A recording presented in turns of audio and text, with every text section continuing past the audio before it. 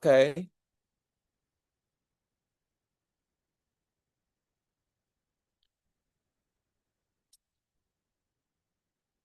Okay, discussion. Is a sacrifice pagan?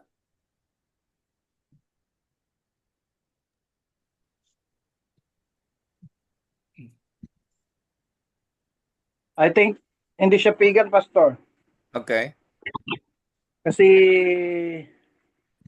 when we see the history before pag-start ng sa Genesis, si Abel at saka si Cain. Cain, nag-sacrifice na sila. Okay. Meaning, hindi siya pagan. The pagan. Okay. Sige.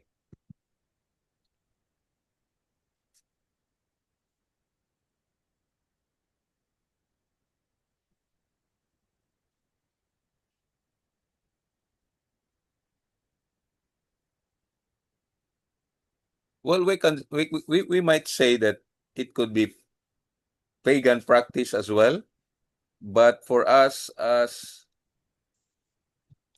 Christians or people of God, as they call it, we have different way of doing our sacrifice.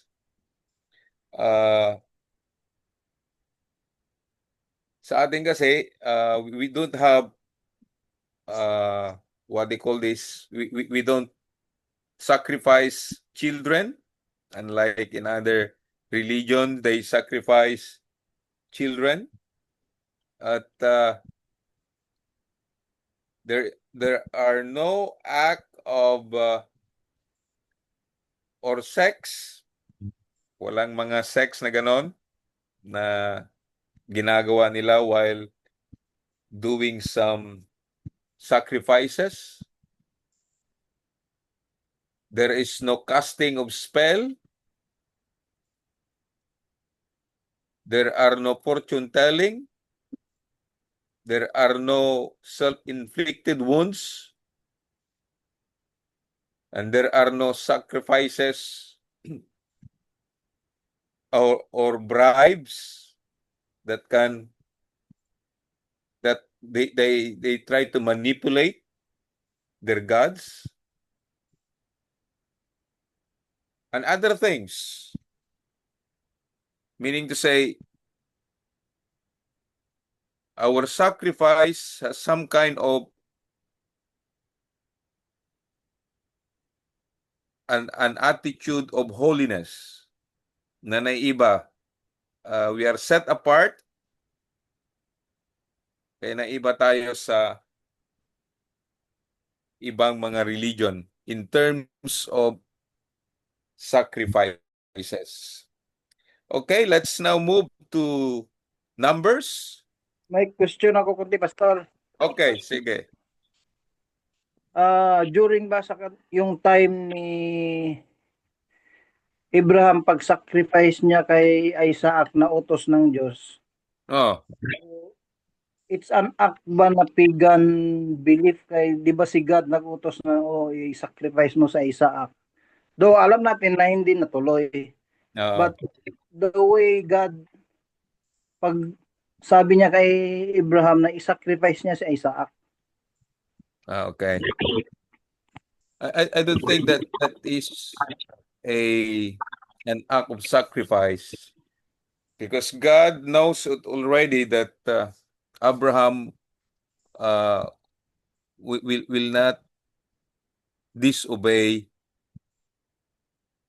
God.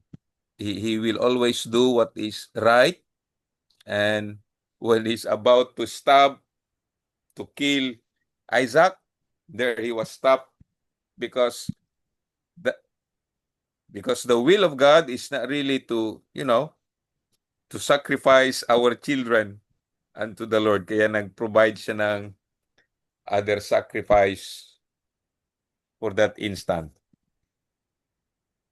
Kaya hindi niya tinuloy, hindi natuloy yung ganong klaseng sacrifice because that's not what God is. To sacrifice your own son.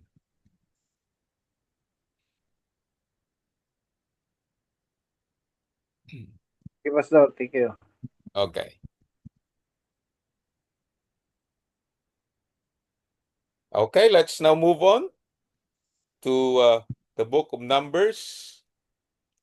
The book of Numbers describes the years that the Israelites spent in the Sinai desert between leaving Mount Sinai with the tabernacle and embarking on the conquest of Canaan. An entire generation lives and dies in the wilderness. The book of Numbers counts them, tells us how they were organized, records their laws, and narrates their adventure. Next. Okay, on the first chapter, we can say the first census. It is just over a year since the Israelites escaped from Egypt. It is during one of these times of prayer and listening, that God tells Moses to take a census of all the men who are 20 and over. The aim is to register everyone who can serve in the army. The people are counted by tribes. Each tribe is named after one of the sons of Jacob.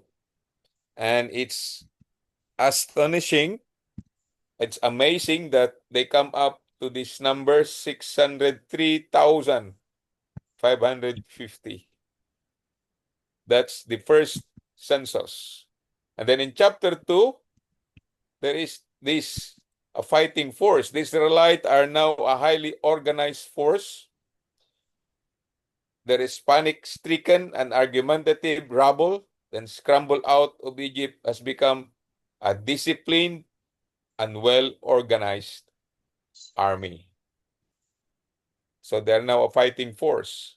And now in chapter 3, Aaron, the brother of Moses, serves as high priest. They in turn are served by the Levites. Instead of taking firstborn son from every Israelite family, God chooses the Levites as his dedicated tribe. As there aren't enough Levites to account for all the Israelites' firstborn, a sum of 5 shekels per head is collected to cover the rest. So it's now the Levites who does things in the tabernacle. Next. Special responsibilities. Within the tribes of Levi, different families and clans are responsible for caring for different parts of the tabernacle. The Kohathite clans have the care of the sanctuary. Gersonites are responsible for the tenting, curtains, and ropes. The Merarites look after frames, posts, and pegs. If the Kohathites touch the holy articles, they will die. So hindi dapat nila pakialaman yung hindi nila trabaho. They are, however, allowed to carry them once they are reverently packed. There's the holy place. The Israelite camp is a holy place. Everything is to be clean. Every person is to be pure in body and mind. God tells Moses how to keep the camp free of disease by putting certain people in quarantine. People with infectious skin disease, like lepers, together with those suffering from discharges or who have been in contact with dead body, are to be excluded from the camp. This includes women during the time of their period and men after they have ejaculated. Next, please.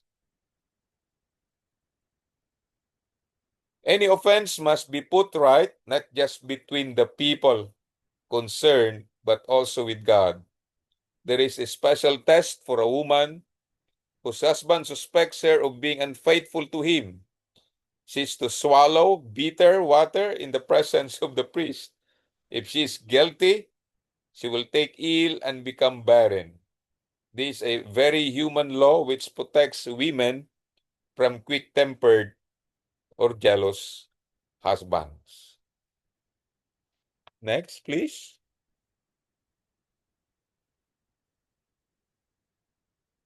The Nazirite. It's in chapter 6. A man or woman wishing to be dedicated to God for a particular time or task can become a Nazirite. Nazirite simply means one who has taken a vow. It means that the person concerned is set apart from ordinary life for a while.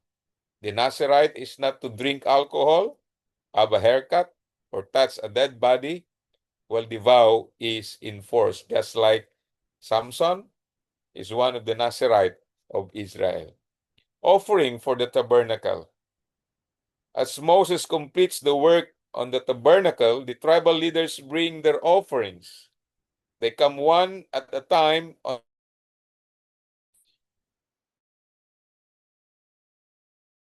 These include silver and gold plates and bowls, grain flour and oil, bulls, rams, lambs, oxen, and goats.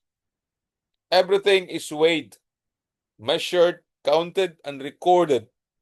The heads of families are leading by example in their generosity to God. Their gifts will be used to equip the tabernacle for its ceremonies and supply its sacrifice. Next, setting apart the Levites. The Levites are commissioned with special ceremony.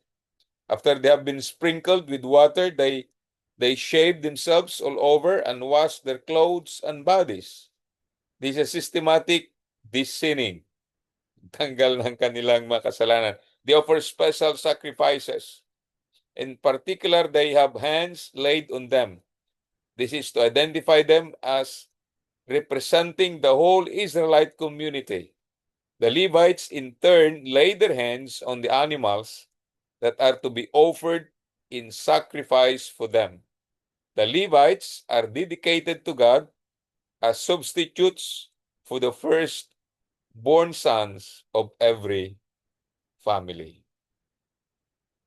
Next, the Passover. People who miss the Passover because they are away on journey or ceremonially unclean are allowed to celebrate it a month later.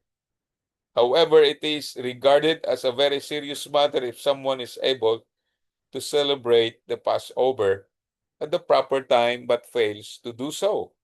There is a generous rule that non-Israelite can join in the Passover celebration on the same terms as everyone else.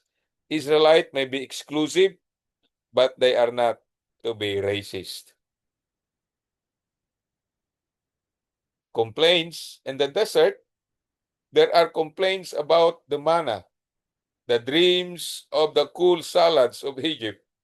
No one is sure what manna is, but there is a landmark plant which produces sweet, sticky globules overnight. These fall to the ground and are melted by the morning sun.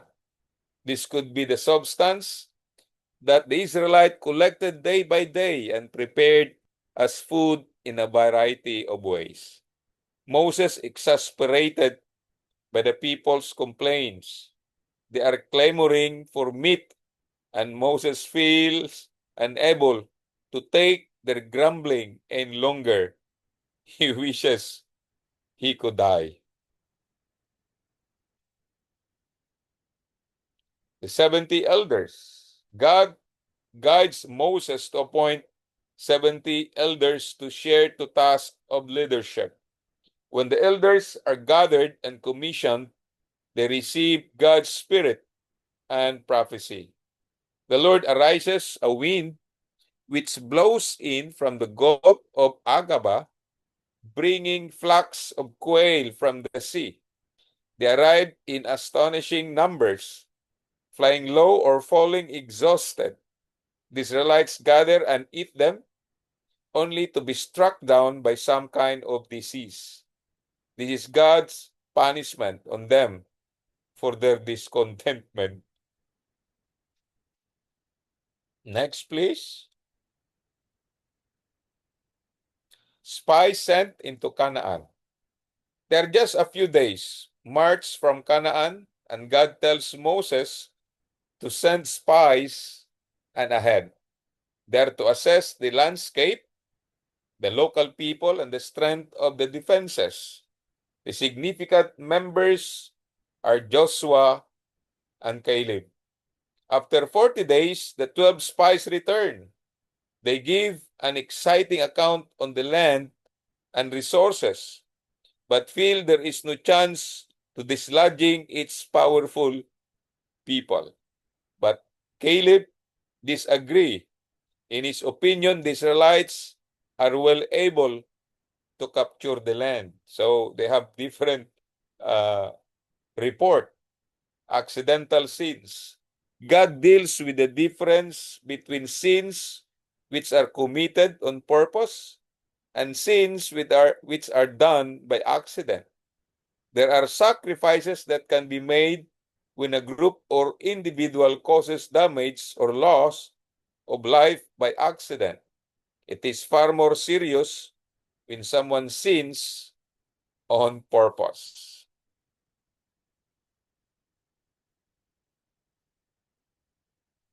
A Sabbath breaker is put to death.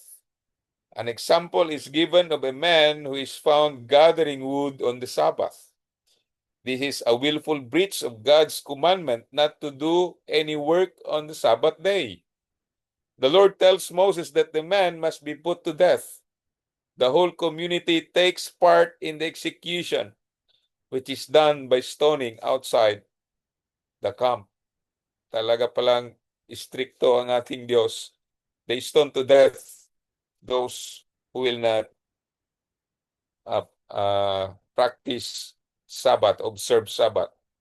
A water from the rock. The Israelites arrived at the desert of Sin and camped at Kadesh. The people complained at the lack of water and reproached Moses for standing them in the desert. God tells Moses to take staff, gather the people, and call water out of the rock. Moses vents some of his anger by striking the rock twice with the rod. Water gushes out in plenty, but God is angry with Moses and Aaron. The spirit and manner in which Moses has worked the miracle has dishonored God. God declares that Moses and Aaron will not be allowed to lead the Israelites into the promised land or into the new land. So hindi sila makakarating doon because of that sin. The Lord tells Moses and Aaron, this is the death of Aaron, that the time has come for Aaron to die. With Aaron's son Eleazar, they climbed Mount Hot. At the summit, Moses transferred Aaron's garment to Eleazar, and there Aaron dies. The bronze snake. Taking a long rope around Edom, the Israelites continue to complain about God's plan and Moses' leadership. God punishes them with an infestation of venomous snakes. When they beg for forgiveness and Moses prays for them, God instructs him to make a snake and put it on a pole. Moses makes a snake of bronze and hang it high on a pole. Anyone suffering from snake bite can look at it and be healed. Next, please. The second census. We have the first census, and now we have the second census in chapter 26. As the Israelites approach the end of their journey, God tells Moses to take another census. Moses and Eleazar are to count the people over 20 to assess the military strength of Israel and prepare for the dividing up of Canaan. God tells Moses to allocate the new land according to the size of the tribes. Larger groups will have more territory than others, but the actual decisions are to be made by lottery. The Levites are also counted, but they will not receive a share of land because they are a tribe set aside for the service of God. Equal rights of women. From now on, the ownership of land will become an issue. An important legal point is raised with Moses. The daughters of Silupihad want to know if they can inherit property because their father had no sons. God tells Moses that they must certainly be allowed their father's inheritance. So pwede sila makakuha pa rin. Joshua to succeed Moses. God tells Moses that the time is approaching for him to die. Moses asks God to appoint a faithful leader in his place. The Lord tells Moses to choose Joshua, a man God has already blessed with his spirit. Joshua is commissioned by Moses in the presence of Eleazar, the priest, and the whole community. From now on, Joshua is recognized as Moses' successor. 3 great feasts. God gives Moses details on the sacrifices and offering to be made at the Feast of Trumpets, the Day of Atonement, and the Feast of Tabernacles. These are the 3 great feasts. While the Feast of Trumpets is a time of celebration, the Day of Atonement is one of fasting, reflection, and repentance. While the Feast of Tabernacles lasts for a whole week and includes an extensive pattern of sacrifice.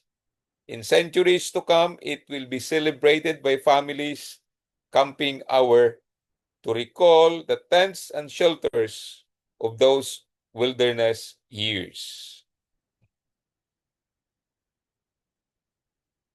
Vows. When making vows, the word of an Israelite man is to be his bond. A young Israelite woman is entitled to make a vow, but her father may veto it. When she is married, her husband can disallow her pledges. In both cases, the vow must be canceled promptly as soon as the father or husband first hears of it. Yun pala. How about the Holy War? Israel is to destroy the Midianites who are immoral and pagan. This is a holy war. God commanded it, and it is fought in his strength. There are strict rules whereby the soldiers must clean up afterwards. If they were killed anyone or touched a dead body, they must stay outside the camp for a week. They must scrupulously wash themselves and their bodies and clean their equipment. Even the plunder must be thoroughly cleansed. The precious metals through fire and the other goods with water. Everything belongs to the Lord and is either carefully saved, or utterly destroyed. Ganun pala yung Holy War na yan. The boundaries of Canaan. God gives Moses the boundaries of Canaan, the promised land. The boundaries runs from the southern end of the Dead Sea, takes in Edom and Kadesh Barnea, and stretches to the Mediterranean coastline. The sea then forms the western boundary. In the north, the limit of the Israelite territory is marked by Hazar Enan. From there, the boundary runs south where it joins the river Jordan. The river forms eastern boundary. These are the ideal dimensions of Israel and will only be achieved if in the reign of David and Solomon. Next, please. Towns of the Levites. The Levites are to be a tribe devoted to the Lord and won't have a tribal land of their own. Instead, they are to be given 48 cities, 48 cities scattered around the country, each with some pasture of their cattle and flocks. Meron pala silang mga alaga din na cattle and flocks. Israel is not to be ruled by powerful religious leaders who controls most of the wealth. So they were given 48 cities.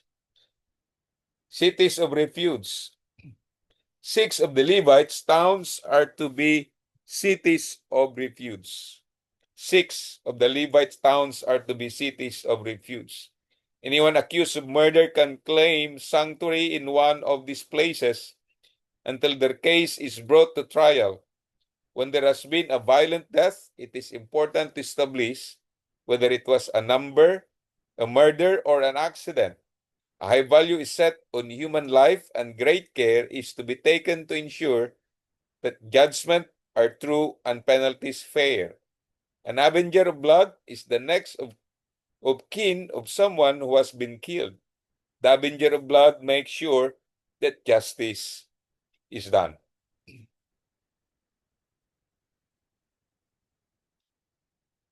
Land for everyone. It is intended that the tribal land will be permanent. They are not to be fragmented by trade or marriage. This means that the daughters of Zelophehad must marry within the tribe to keep the land for the clans of Manasseh. The promised land is not for the profit of great landowners, but for the benefit and survival of all Israel's families. That's the end of the book of Numbers. Let's go to Deuteronomy. Deuteronomy is this book is Moses' farewell to people. He encourages them to go on and occupy the land which God promised to their ancestors long ago. He reviews their journey together and spells out in simple language the terms of their covenant with God. Much of Deuteronomy is made out like an agreement between God and Israel. If they keep God's law, He will continue to bless them with peace and prosperity, as He has promised. They will not under His curse. Okay, the delay of disobedience. In chapter 1, Moses recalls the terrible burden of trying to care for so many people and how the problem we resolved by sharing leadership. He described how the spies were sent ahead and how they brought back the reports of a good land but a powerful enemy. It was when the Israelites refused to trust God and go on to victory that they were sentences to spend the rest of their lives in the desert, a journey that should have taken 11 days. In fact, it is Joshua who will now lead the invasion of Canaan. Learning to trust God. Moses tells how the extra time in the desert had been used to build up Israel's trust in God. The people have discovered how God guides and provides. He gave them victories over Sihon and the daunting Amorites and over Og, the giant king of Bashan. Og's bed was 13 feet long and 16 feet wide. Wow, that's very, very big.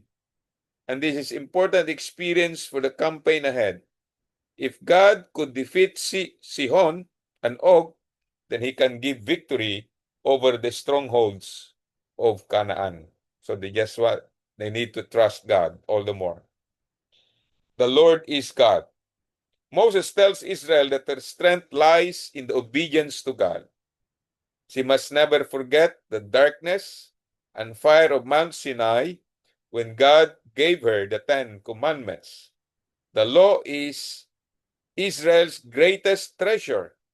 It is to be learned, digested, lived, and taught to the children of every future generation. God is invisible and not to be imaged or modeled as an idol. It will be Israel's privileged task by her obedience to show the reality of God to the nations of the world. Moses warns the Israelites that if they turn to idol worship, they will lose their land and not regain it until they repent. So they have to make the Lord as their God. Next,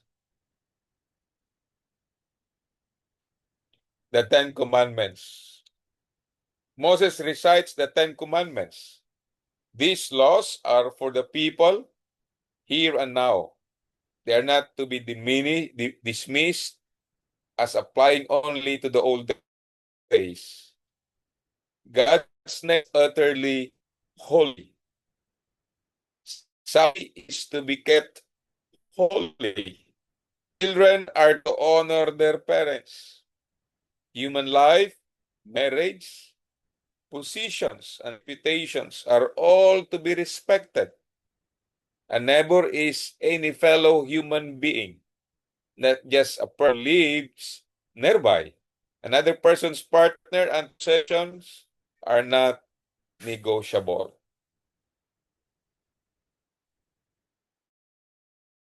The Lord your God. God's law is a guide for living in a total commitment to God. God's law is to be Israel's delight, magnificent obsession.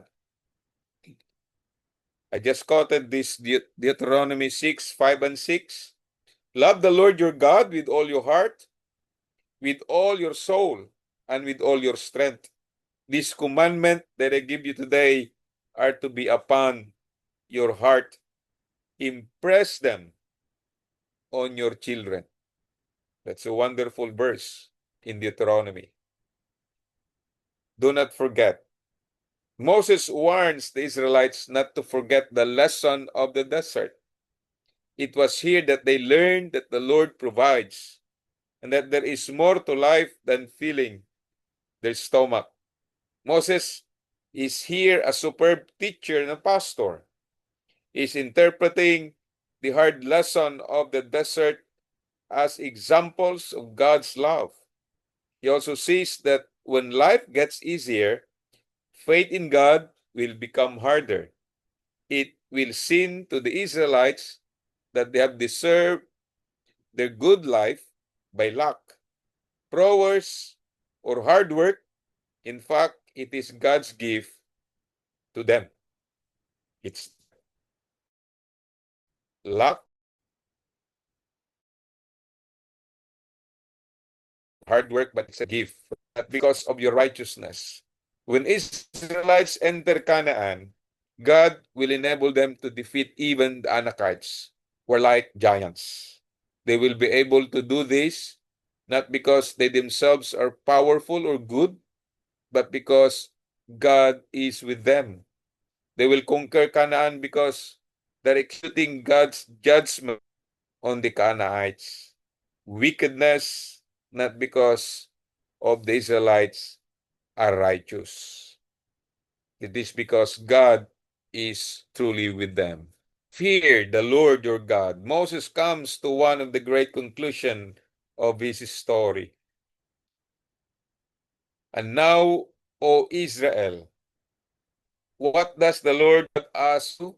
To fear the Lord your God, to walk in all his ways, to love him, to serve the Lord your God with all your heart and with all your soul, and to observe the Lord's commands and decrees that I am giving you today. That is from Deuteronomy chapter 10, verses 12 and 13. The blessing of obedience. Moses warns the Israelites that if they lapse into paganism, then God will punish them with drought and dearth. The Israelites have a choice. They can really make a choice. If they keep God's commands, He will continue to bless them. If they will disobey God's commands, He will curse them. When they come into the land, they will hold a ceremony on the twin mountain of Gerizim and Ebal, proclaiming God's blessing from one and His curse from the other. One place of worship. God will show the Israelites one central place of worship where they are to offer sacrifices and bring gifts to the one and only God. As time goes by, there will be a number of major shrines. An altar will be built on Mount Ebal. Shiloh and Shechem will both become places of pilgrimage. Finally, Jerusalem will be the spiritual center established by King David and with the temple built by his son Solomon. Warning against other gods. Purity of faith is crucial. Anyone who preaches lies about God is to be put to death, even if that person is your own wife. Any town which switches its allegiance to other gods is to be destroyed and left as a ruin. This drastic rule showed the seriousness with which God takes false belief and misguided religion. Clean and unclean food. Kulang ng di. Moses repeat the laws of diet and hygiene which are also found in the book of Leviticus. He gives again the guidelines for knowing which animals, birds, and fish are clean and which are unclean. These food laws shows that Israel is distinct from other nations in their belief and behavior. One day, this distinctiveness will be based on Christ, and food laws will no longer matter. Tithe, a tenth of the harvest each year, is to be taken to God's center and used for a festival in His presence.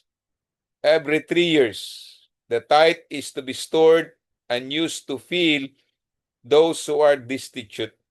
Providing for the poor is an important aspect of Israel's economy. I think that's the last one that I have come up with, Deuteronomy.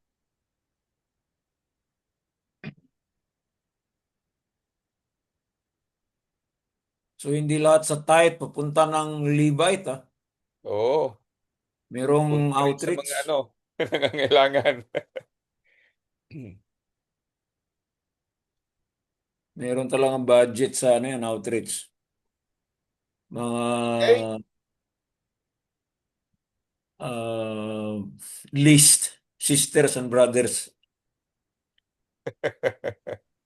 Mga ilang percent kaya, Pastor?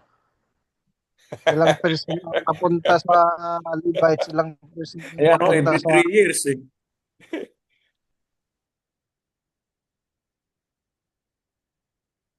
Every 3 years, the tithe is to be stored and used to fill those who are destitute. Every 3 years? Yung ika-third Hindi year ba kaya, lahat yun? hindi ba na-mention, Pastor, kung ilang mga porsyento yung papunta doon sa papunta sa mga Levites? Parang 1/3 eh. 2/3 ang Levites eh. Ah, Oh.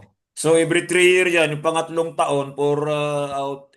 Pero nasa church pa rin yan sa ngayon. Na meron ka talagang program for outreach for the least sisters and brothers. Destitute eh. And used to feed pala yan, used to feed those who are destitute. Feed, hindi feel. Providing for the poor is an important Feeding, aspect. feeding. Yeah, feed yan. Bigyan nyo ng safeguard, toothpaste. Kailangan ng mga poor. Presohan, ganyan, mga orphanage, elders na walang pensyon. Marami, mga least sisters and brothers. Nasa Matthew 25 yan eh. Pero it depends na yan sa Jewish religion yan eh. Pero sa Christian na, kailangan mayroon tayong budgeted item for outreach. Yung ating outreach naman, we do not only uh, budget our tithes, but all other offerings. Oo. Point of entry naman yan sa evangelism eh.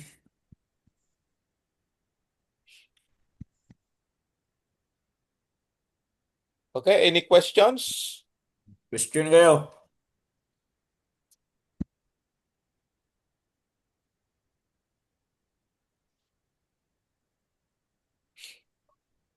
Before we will retire for the night.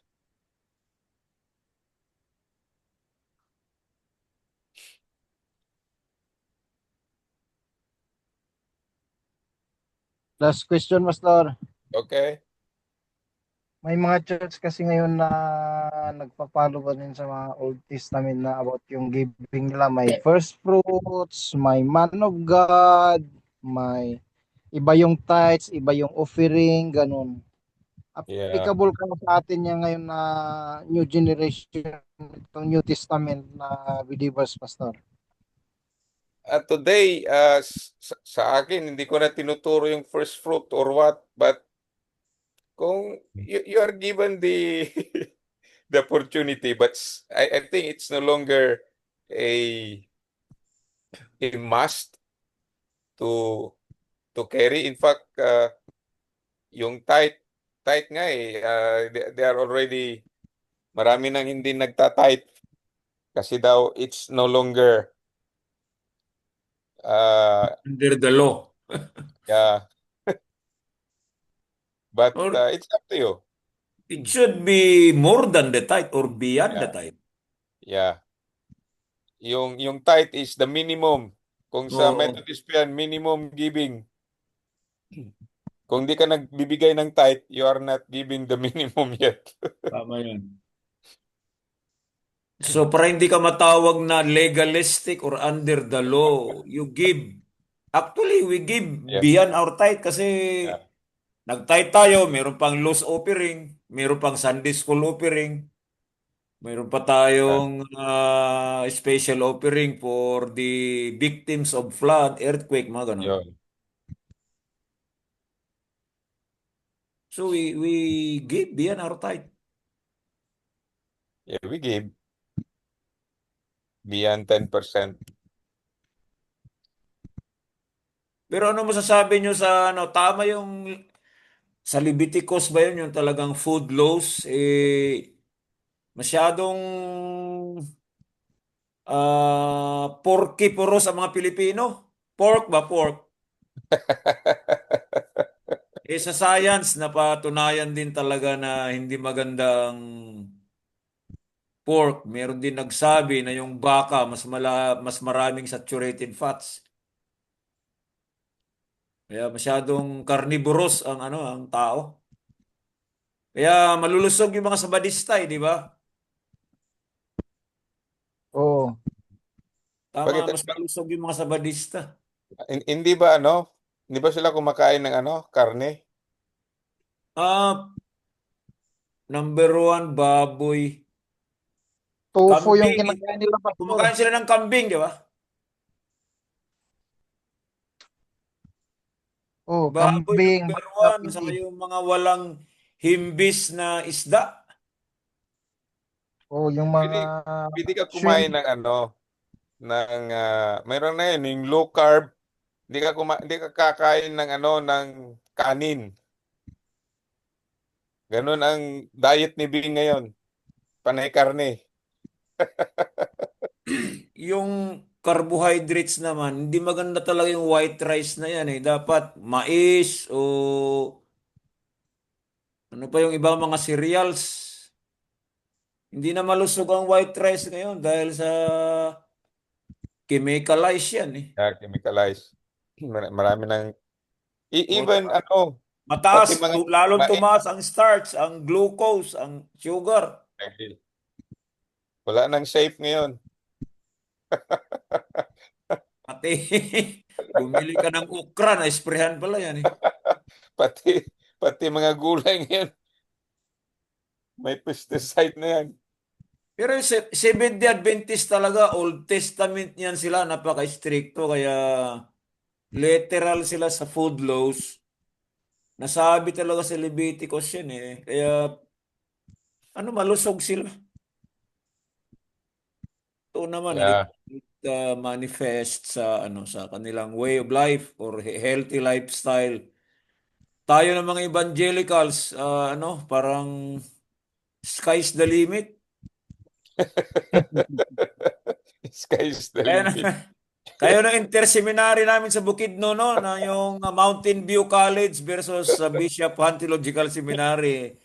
Wala, naiiwan kami sa first half pa lang, murder na dahil walang hangin. Yung mga Sabadista may hangin eh, gulay lang kinakain. Araw kay Diribay ang masyadong dito, very obvious ang mga hindi healthy lifestyle. Walang hangin eh. Pero sa Old Testament pastor, yung time ni si Daniel, kaya sabi nga lang pa yan, kaya healthy siya hindi siya kumakain ng karne. Oo. Diba? Tama. Lifestyle niya yun. Yung iba kasi ginagawang, yung mga Christian ngayon, ginagawang Daniel's fast, mga ganun. Kung titingnan mo, hindi fasting yun kay Daniel eh. Lifestyle niya yun. Daniel talaga yun, literal talaga yun, yung vegetable and water in 10 days. Ako, ang kinis ng kutis. Bakit? Nakakreate siya ng muscle. Ang talaga, matipuno yung mga katawan nila. Pero mga bata pa sila, mga young men yun eh. Yung three friends niya, hindi lang makinis ang kutis, matipuno talaga. Ba't nakakreate ng muscle yun eh? Wala namang protein. Ay, meron ding protein ang vegetables, no? Oh, may kunting Meron din. protein. Yeah. Saluyot, mataas ng protein yan eh. Kaya we can learn from talaga, Old Testament. The way of life of people, kailangan makalahutay ang isang naglilingkod sa Panginoon. To be conscious of one's health.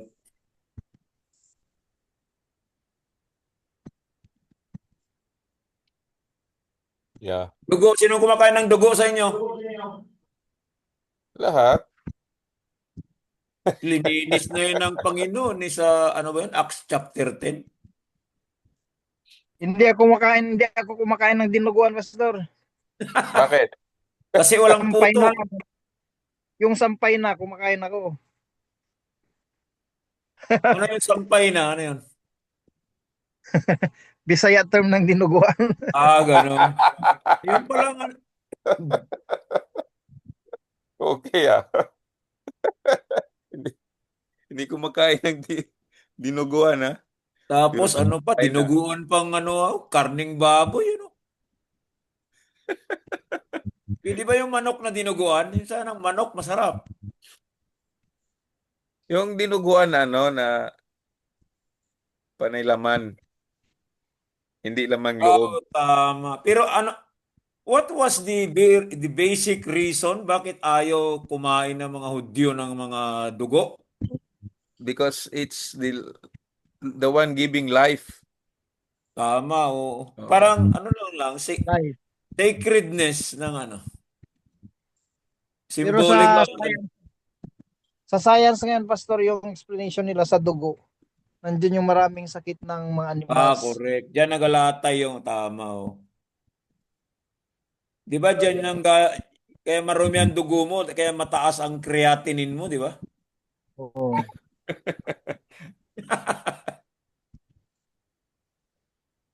Kakain lang tayo ng dugo pag mababa yung creatinine ng manok o kaya baboy. Totoo yan, yung dugo, dyan yung mga sakit talaga. Totoo yan, maniwala ako dyan. Proven by science yan. Nasa dugo kasi yan ang naga-circulate yan sa all parts of the body of an animal eh. Pati tao eh. Kaya Kaya nga marumi pastor, yung baboy. yung healthy daw na pagkain yung mga lumalangoy. Kaya Siyempre. yung kaya yung iba pastor, tinitry nila kung lumalangoy ba yung baboy. Yung baboy talaga stagnant siya, nakakulong pa nga eh, di ba? Ba- Eh bakit lumalangoy, talagang maganda ang dugo nun dahil galing. palanguyin natin yung baboy? Sa, wala rin exercise masyado yung baboy eh. Ano lang talaga, saturated fats. Yung daming sakit ng tao dahil sa ano. Yung narinig ko na explanation sa Sabadista yan, pastor, yung baboy daw walang sweet gland. Yung isang reason na marumi talaga yung karne niya. Correct, correct. Correct yan. Yan maganda Tulad sa aso. makipag-sharing sa Sabadista eh, di ba? Oh, Maganda makipag-sharing sa ano. Sila yung magaling dyan sa Leviticus eh. Food laws. Dyan yung Pentateuch. Maganda basahin natin lahat yan. Yeah. pero yung Ilocano kasi pastor, kahit ano kinakain. Sabi nga nila, Walang limit ang Ilocano. sabi nga nila kung hindi lang Makati yung samred, kakainin din. Pati sambrit. Ito nga, ang daming daga sa bahay. Hulihin namin to, kakainin namin eh. Kakain pa ng sawa. Kakain ng kahit ano. Maliit na crocodile yan. Kakainin yan talaga.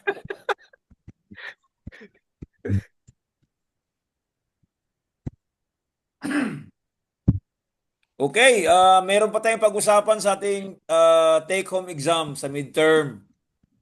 And we'll allow Professor Bong to have the night rest na. Okay, good night to Good night. all So, of God you. bless. Salamat. Yeah. So after this, you will see as a Pets Family Online, nakalagay na yung tatlong courses.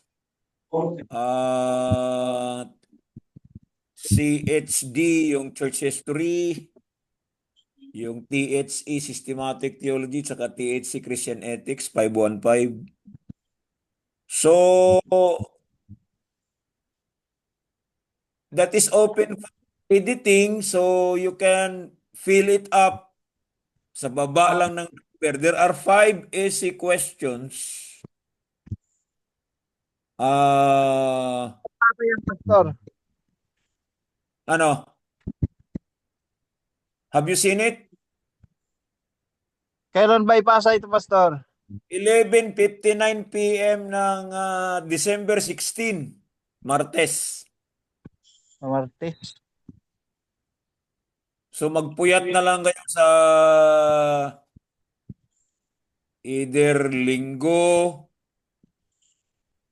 Huwag kayo magpuyat sa Sabado kaya mag-sermon kayo eh. Busy ako ngayon na week, pastor eh. Sunod-sunod yung ano ko hanggang kuan pa ko. 20. Oh, meron ka pang panahon kasi hindi naman yun mahirap eh. Oo. I will give you a choice para may option kayo, no? You have the option to choose 4 AC questions, 25 points each. That's an option, okay? If you answer 5 easy questions, that's 20 points each. So, items is 100 points. Passing score is 60%. That's passing score ba natin ay D ba yun? D? Or 3.0 sa numerical value College. o sa college. So, I'll give you the option. You can choose 4 easy questions, discuss the hardest or the most difficult. Or you can answer all the 5 easy questions. Kasi pare-parehas yung tatlong courses na yan. Tagli-5 question yun eh. Okay? Mas maganda na yun. Just choose 4 questions at 25 points each. Or you can answer all those 5 easy questions, 20 points each. Open everything. You can open your pants, your t-shirt. You can open your Bibles, your notes, your dictionaries. Okay? Kasi there are times na you haven't remember something about a topic, so you have the option not to answer it because you can only choose 4 out of 5.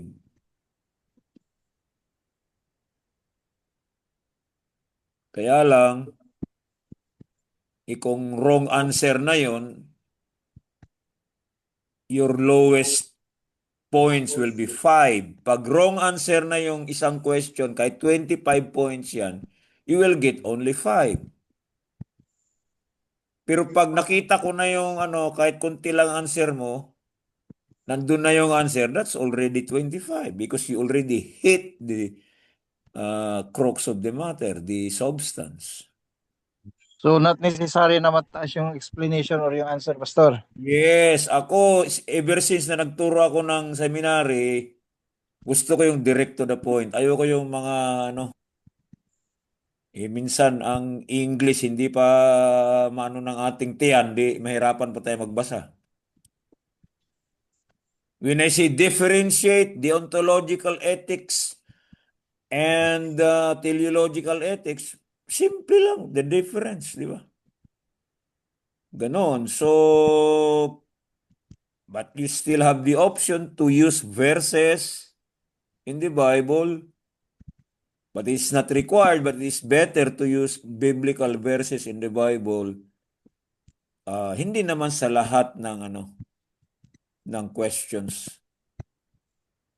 As the question requires. Okay? Pag maglagay ba ng verses, Pastor, pwede ba yung example, Psalm chapter 1 verse, ganun lang, hindi na i-write yung words. That's right. Ako na maghanap noon. Okay. Ako na maghanap. Example, yung sa 1 Corinthians, saan ba yun? Yung co-worker, nasa 1 Corinthians 3:10 ba yun? Yung hindi tayo ay mga co-workers ng Panginoon. Nasa yun eh. Wag nyo nang i-spell out yung whole verse. Yun lang book, chapter, verse. Okay, so see to it na nasabit niyo yung tatlo na yan, 11:59 ng December 16. Tuesday. Di bale, open naman lahat eh. If you are obedient na open everything, kahit nakahubad ka na nagtitik ng exam, mas maganda. Open everything. You can even replay all those videos that you want to clarify. Baka meron kang na-miss. Because when you are listening to a lecture, you're advised really to take notes. Otherwise, our mind is limited. We cannot remember everything. At malaking tulong yung mga videos dahil karamihan doon, nandun yung explanation. Di ba? But it will take you a lot of time because, yung topic nasa gitna, kaya hanapin mo pa sa video. Pero pag nasa notes mo na or nasa cerebro mo na yung kung na yun, answer, it's easy for you. So you also submit it in Word document, okay? Basta ano mo lang, answeran mo lang, mag-encode ka sa baba ng number. Encode. Kahit abot pa yan ng 3 pages, basta diretso lang. So the next AC question, you will also do the same. So that would be a pattern also in your final examination, the same pattern. But the midterm is only 20% of your grade. The final exam, I guess, it's 40%.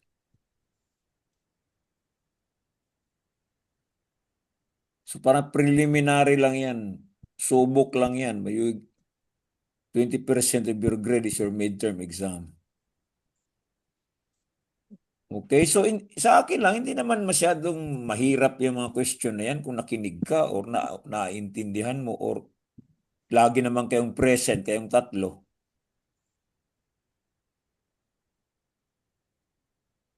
Any more question? So you can use verses or a saying or just like a saying of Dietrich Bonhoeffer, yung a person for others. Kay Dietrich Bonhoeffer yan. No? Or a sacrifice for a person for others is equivalent to a sacrifice for others. The same yan. Lumabas yata yan sa Christian Ethics. So you can view it now, have a review of those questions. So you can plan when to answer them. If you are inspired to answer them right away, you can just sleep later. Okay, basta nandun na yung tatlong courses ko. Susunod yun kina Dr. Esther sa Dr. Ezekiel. Si Pastor Bong, parang ano pa yan, January pang ano yan, ang midterm.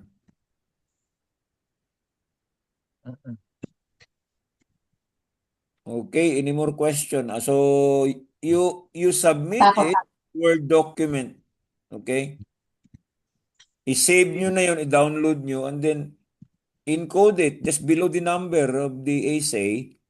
After the question, you encode it right there.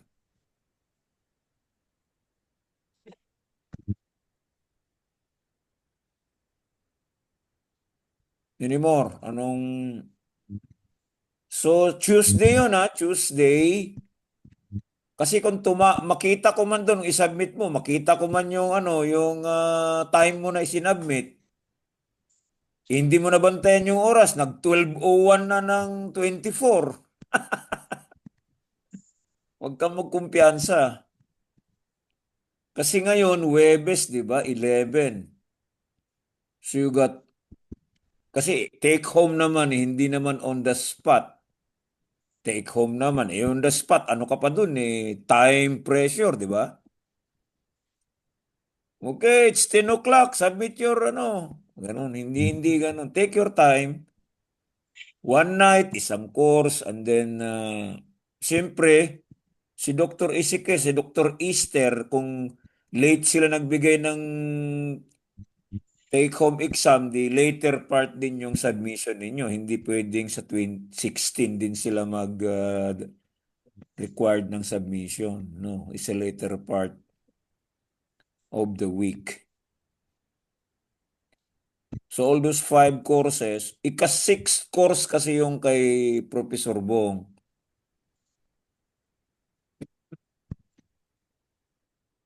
Okay, okay na kayo? Are you Okay na, Pastor. okay na? Okay, So Pastor. have a Copy, good copy. night. All right. Have a good night. Bye-bye, Pastor Opo. Jonathan, Pastor Opo, God bless. Have a good night with your family and ministry. Bye-bye. Thank you. Bye-bye. Yes, thank you, Pastor. Okay.